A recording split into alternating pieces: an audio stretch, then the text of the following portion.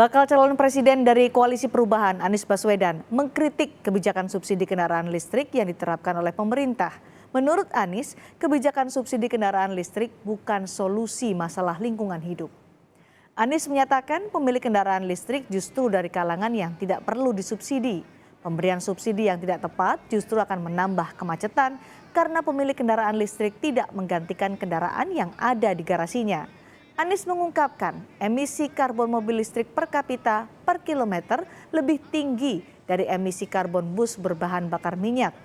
Menurut Anies, seharusnya memperbanyak kendaraan listrik untuk angkutan umum, bukan untuk kendaraan pribadi.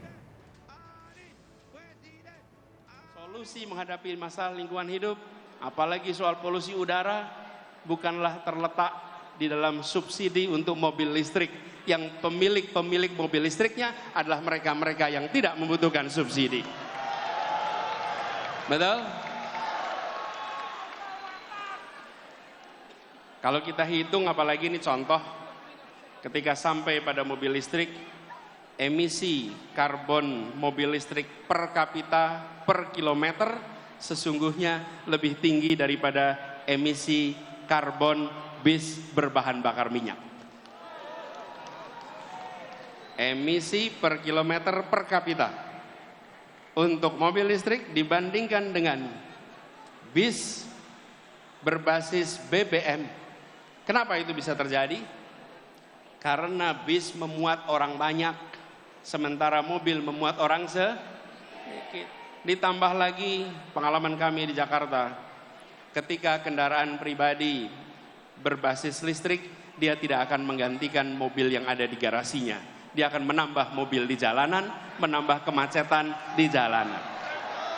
Kita ingin dorong ke depan, insya Allah jalan-jalan tol yang sekarang sudah dibangun secara amat baik oleh pemerintahan hari ini, ke depannya nantinya dipenuhi oleh kendaraan-kendaraan umum berbasis dengan listrik ke depan.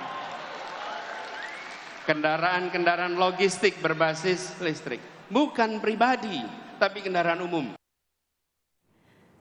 Pertengahan Maret lalu, Saudara, pemerintah mengeluarkan kebijakan subsidi kendaraan listrik.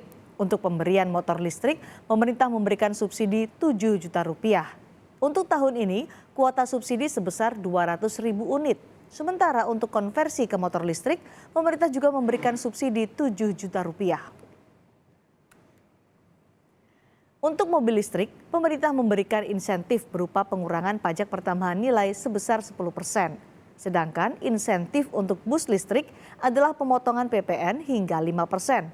Untuk mendapatkan insentif tentunya harus memenuhi persyaratan-persyaratan tertentu.